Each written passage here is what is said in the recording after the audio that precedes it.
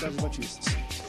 Último bloco do Antenados na Geral. Estamos falando sobre dinheiro, sobre posse, sobre riqueza e como nós, clientes, devemos lidar com ela. Falamos desde o início aqui, acho que tem sido um ponto muito bem colocado sobre a simplicidade. E simplicidade nada tem a ver com ter muito ou ter pouco. Tem a ver com qual é a sua postura diante do que você tem. Pouco ou muito, ser simples. Que aí você, enfim, a gente entende que esse é o equilíbrio e é o que Jesus passou através da sua vida, não das suas palavras, mas ele viveu com simplicidade. Tinha tesoureiro, se ele quisesse fazer aparecer moeda, ter dinheiro de tudo e viveu com simplicidade. Então, se ele podia ter tudo e quis se viver assim, eu acho que é uma boa dica pra gente, né, que tá aqui. Eu queria falar uma palavra aqui, mas eu tenho que ler que eu sou um homem assim meio mocorongo. Mocorongo quer dizer o quê? Eu não escolho palavras muito bonitas, porque o povo não entende nada. Então não adianta falar muita teologia aqui, porque tem gente que quando começa a falar muita teologia, tem um que falar comigo a gente tá falando de dinheiro, o povo entende o que a gente está falando. Então, mas eu vou falar sobre isso aqui. O que a gente está falando aqui, o povo entende bem. Falou bem claro. Aí o povo falou assim, vem cá, essa palavra que vocês estão dizendo aqui, então a Bíblia está toda errada, né? É porque a gente ia trazendo tudo do grego para o português, do hebraico para o português. Então agora eu vou trazer uma palavra do dicionário brasileiro para esclarecer as pessoas aqui. Olha o nome da palavra. Jesus, Mega Sena? Isso é um negócio de Mega Sena? Antropocêntrico. Antropocêntrico é o homem como centro das atenções. O homem como centro das atenções, que não deve ser. Quem deve ser o centro das atenções, primeiro é Deus, depois a sua família. Teocêntrico. Você tem que cuidar da sua família. E terceiro, guarde isso no seu coração. Prosperidade não é para você ser escravo dela. O dinheiro é um péssimo patrão, mas um ótimo empregado. Quem souber usar o dinheiro é bom para sair, para passear, para se divertir, para ter uma vida melhor, cuidar da sua família. Agora você ser escravo do dinheiro.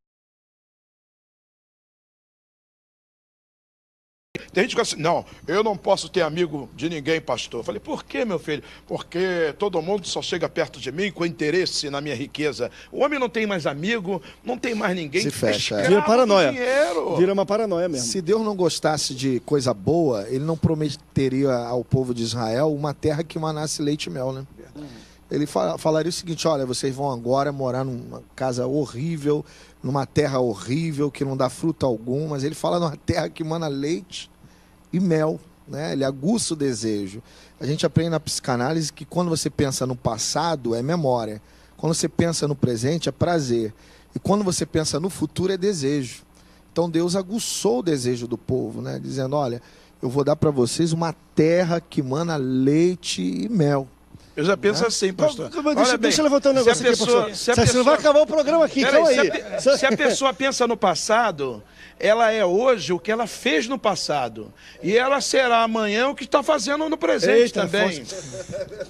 A gente está nesse bloco, é uma preocupação que eu sempre tenho. Qual é o limite? Agora eu estou falando um pouco sobre discurso de púlpito, porque o discurso de púlpito ele gera esse tipo de entendimento nas pessoas, né? Então, o que Deus espera de mim, da minha prosperidade, do que eu desejo, porque eu também tenho um monte de desejo no meu coração que necessariamente não é o que Deus quer me dar.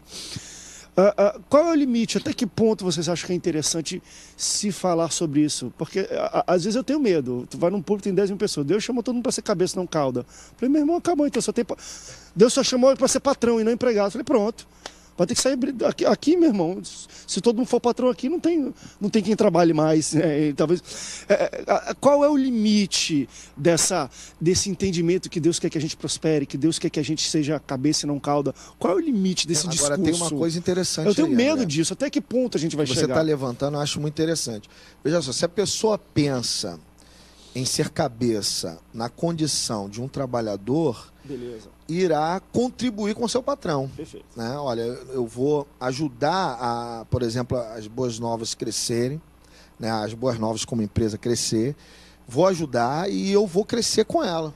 Né? Vai ser cabeça, porque existem pessoas que começam lá de baixo com uma visão de fazer a coisa crescer e Deus coloca essa pessoa lá em cima também, né? Agora, se ela chega e começa a pensar, não, eu vou ser cabeça, mas vou tripudiar o meu patrão, eu vou enganar meu patrão, vou passar a perna no outro que está aqui do meu lado, essa pessoa aí não vai ser cabeça nunca, porque Deus não irá prosperar. É um pouco daquilo, tá aguçando agora a pessoa.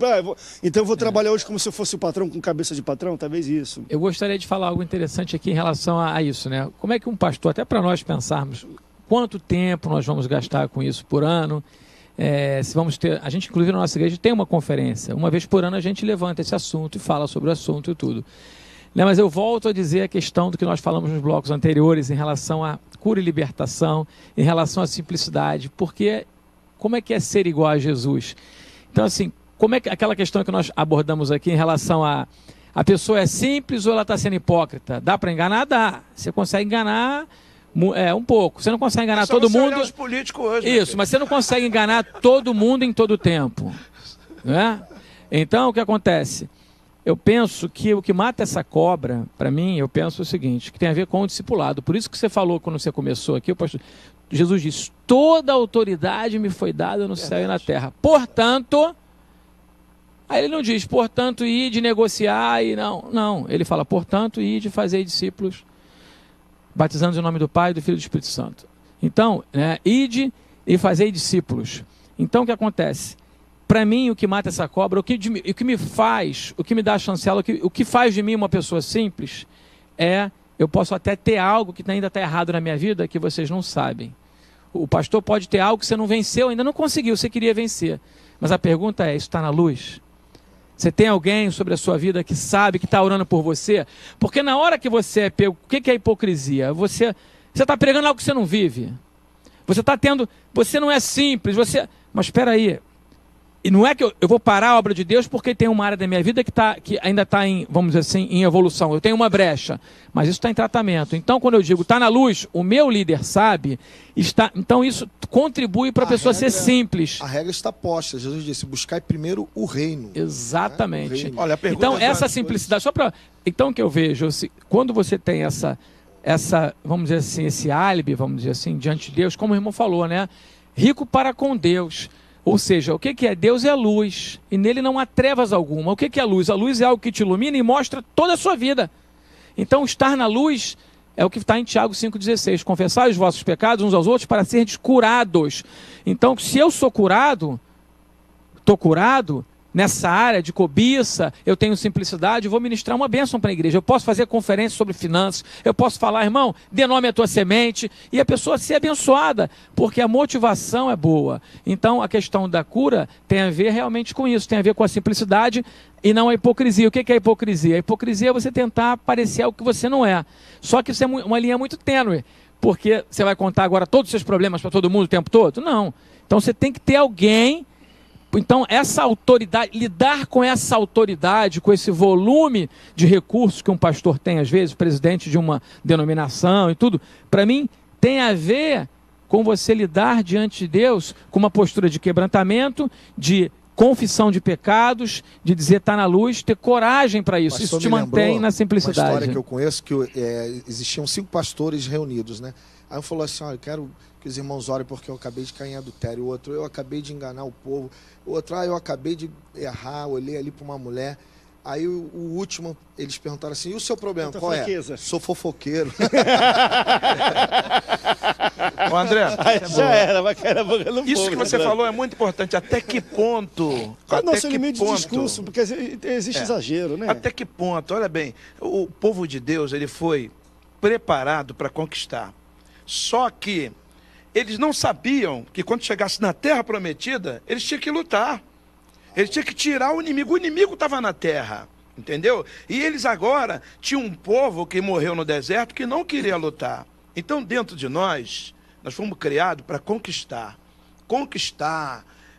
entrar na terra prometida, mas não deixar isso subir a nossa cabeça, separar o homem de Deus. É ao contrário, eu tenho que ganhar uma bênção de Deus e entrar na casa do Senhor com voz de agradecimento, com voz de louvor, dando testemunho das coisas que Deus me deu, e aí sim, diante de Deus, né, diante dos homens, diante de Deus eu vou ser uma pessoa humilde.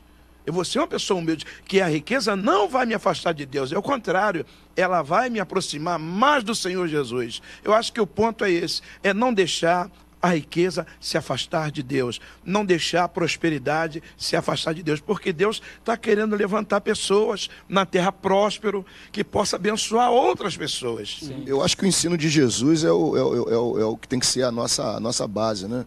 Quando Jesus diz que a gente não tem que ficar ansioso com coisa alguma.